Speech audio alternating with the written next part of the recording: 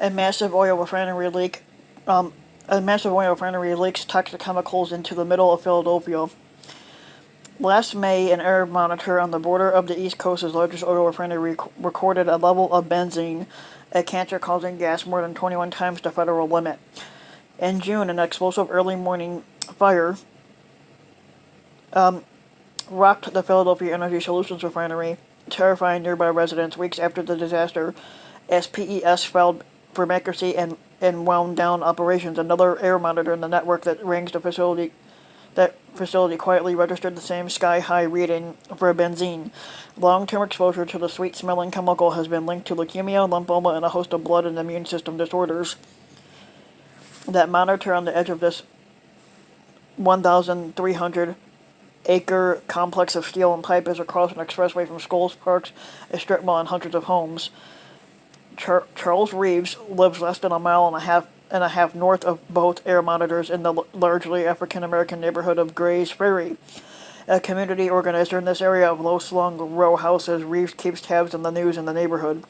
He said no one informed him or his neighbors that they may have been exposed to benzene until he was contacted by the NBC News, E&E News, and the Investigative Reporting Workshop, a nonprofit newsroom based at American University.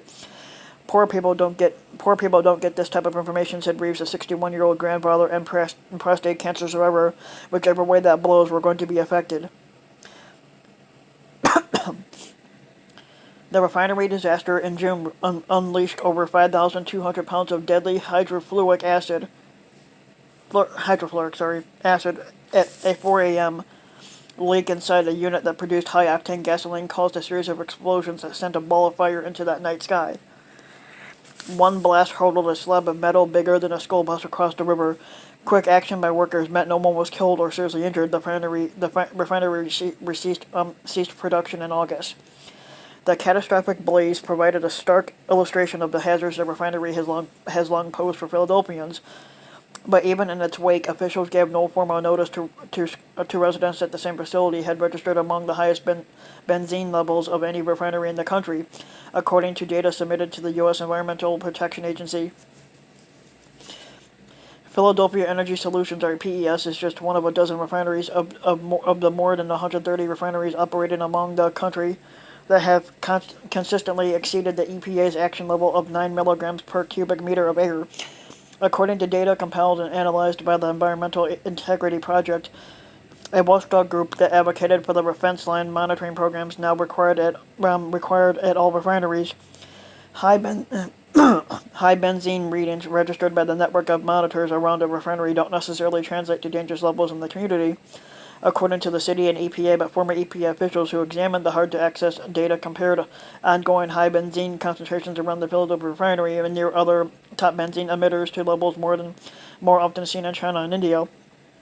And they criticized local and federal officials for failing to adjust the program or adequately warn the public. That information could also come into play from investors eyeing the South Philadelphia site.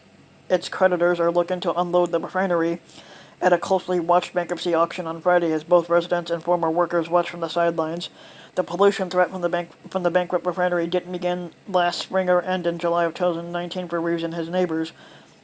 Opened in the late 1800s and long operated by Sunoco, the refinery was temporarily saved from insolvency in 2012 by a group of oil investors led by Washington, D.C.-based private equity giant Carlyle Group. For more than a year and a half prior to the fire, air monitors near the blast site and along the perimeter of the refinery registered troubling levels of benzene, according to fence line data submitted by the refineries to the EPA. The data, which EPA began posting early last year, shows the refinery exceeded the benzene emissions limit for about 12 weeks from the end of January 2018 to late September 2019, an 86-week span. That may have exposed thousands of Philadelphians to troubling levels of benzene, including children like those who often play in the streets of the Gray's Ferry. More than 297,000 people live within 3 miles of that refinery. About 60% of those residents are minority, and nearly 45% live below the poverty line, according to census data. The residents of South Philadelphia bear the environmental cost of the refinery and get almost none of the benefits, said Peter DiCarlo, an atmospheric scientist who spent the last 8 years at Philadelphia's Drexel University. It's a classic environmental justice issue. In June, PES sent local and federal regulators a plan for how it aimed to cut benzene emissions, which the company mainly blamed on leaks in neighboring facilities. Since then, city officials have not spoken publicly about the high benzene readings or the plan for addressing those emissions. And now the bankruptcy looms. Now Reeves and other clean air advocates are fighting to keep the 335 barrel per day refinery closed. They would like to see the site, which has been home to oil storage facilities since shortly after the Civil War, converted to a less polluting commercial use. At least one advocacy group, Philly Thrive, is planning to bust opponents of reopening the refinery to New York City, where the PES auction will be held in the offices of the refinery's bankruptcy lawyers. Advocates have also pressured Mayor Jim Kenney to oppose bids that include fossil fuel components. The Delaware bankruptcy court that's overseen the refinery sale has granted its admission a consulting role during the auction. Labor unions, on the other hand, want to see the refinery back up and running. Most of the Holken refinery was unaffected by the blast. More than 1,000 oil workers lost their jobs last year when PES abruptly closed, citing financial fallout from the fire.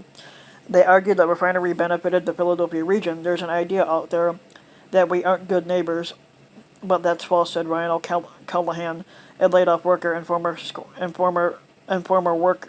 president of the United Steelworkers Local 10-1. We all live around the refinery," said Callahan, who grew up in Grays Ferry and now lives 7 miles away. "I belong to a social club in South Philly. Most of my time is spent here." PES first filed for bankruptcy in 2018 to shed debt it blamed on EPA's ethanol mandate for gasoline. PES is currently owned largely by its former creditors, according to bankruptcy filings. Credit Suisse Assessment Management and Barden Hill Investment Partners, which each controlled more than a quarter of the company, are now the primary owners. Carlyle maintains a 15% stake in Energy Transfer Operating LP. Sunoco's parent company owns just only 7%. Soon after the refinery shut down, Mayor Kenney created an expert panel to help the city evaluate its options, but Kenney didn't inform the refinery advisory group of the benzene issue.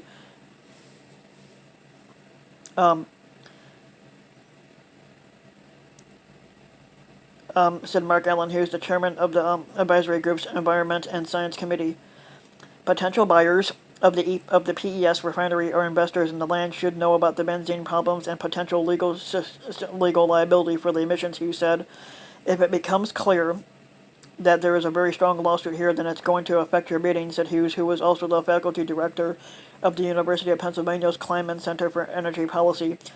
Carlyle and Credit Suisse Assessment Management didn't respond to requests for comment on the refinery benzene emissions or how they could affect the sale. Barden Hill declined to comment, and Energy Transfer Operating LP directed questions to PES, which also didn't respond to inquiries. James Garrell, a spokesperson for Philadelphia's Department of Public Health, said in a statement that it is a well-known fact that refineries emit benzene during operation. He said that a city-run air monitor half a mile away from the refinery didn't record excessive benzene emissions after the disaster, and that any responsible bidder would seek out such information. Reeves, the community organizer, was critical of the city's outreach efforts around the refinery sale. "The same people, the same companies that allowed the stuff to happen are trying to decide what happens in the future," he said. "Where are the people who still live here, who can't afford to leave?" he asked. "We're still getting kicked in the back." PES and most other U.S. refineries began monitoring benzene emissions on January 30th of 2018 to comply with the 2015 EPA rule that tightened emission standards for refineries. In proposing the regulation, EPA argued that benzene, a naturally occurring component of crude oil and a still key ingredient in gasoline, is mainly released by leaking equipment.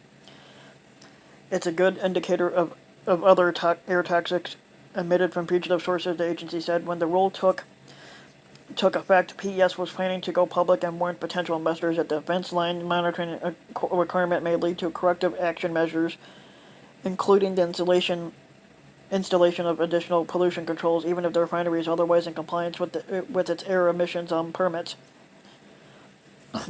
The benzene monitoring requirement forced PES and other refinery operators to place air monitoring tubes around the borders of their refineries and then measure and analyze amounts of the carcinogenic gas that those monitors detected every 2 weeks. For refineries, those average annual emission topped the the action level of 9 milligrams of or micrograms of benzene per cubic meter of air.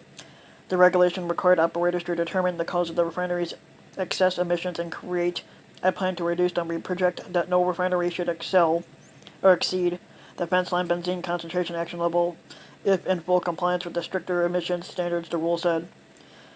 In weeks before and after the 2019 fire, some of the monitors along the fence line repeatedly hit 190 micrograms per cubic meter.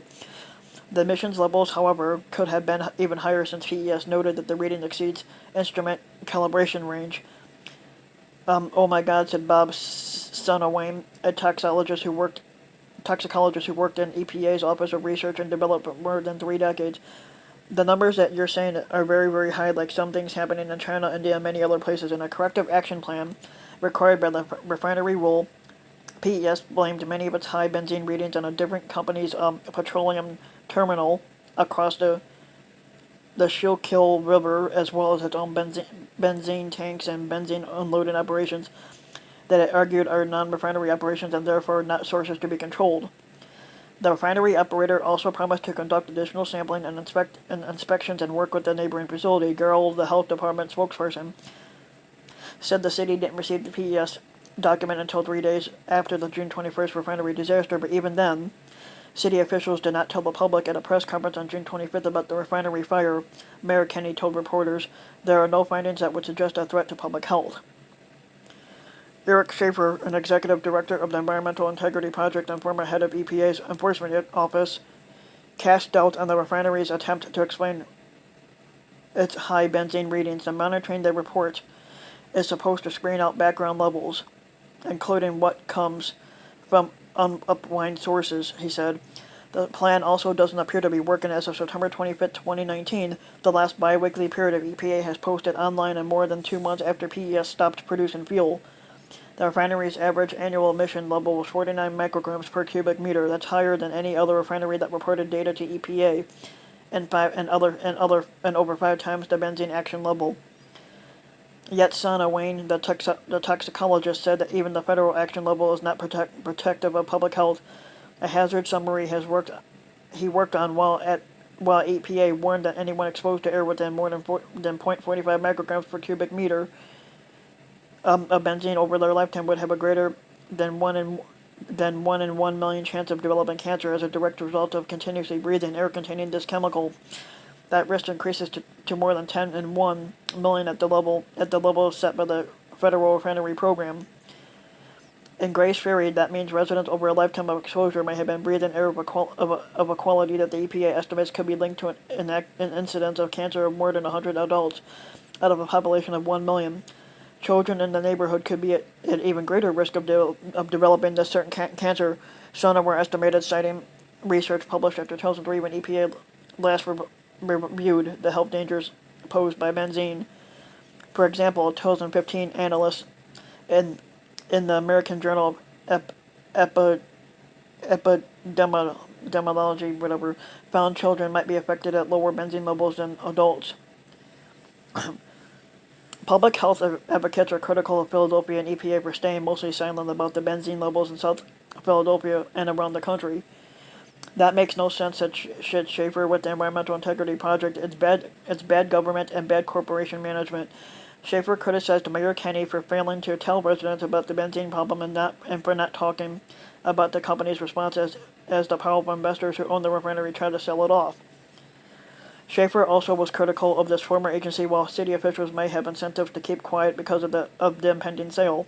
Schaefer said that the EPA shouldn't have quite the same constraints. That's why you have feds overseeing all these state and local programs, he said, so they should be on the hook too. Public health and the environment are a top concern for EPA, the agency said in an email, and it has worked to reduce emissions from all types of facilities, including the oil refineries. When it comes to informing the public, EPA said it often lets local partners take the lead. Asked about the agency's response to the PES plan to reduce benzene emissions, the agency said that it does not comment on ongoing potential enforcement activities until we take a public action. For his part, Reeves expects little to change for the residents of Grace Ferry and other fence-line neighborhoods. The bankruptcy judge right now is making decisions without the input of the community, Reeves said, while his grandchildren and a group of boys he mentors around that he mentors played on the streets outside his home. He added that refinery workers had told us to move, but moving, he said, is not an option for many people in this neighborhood.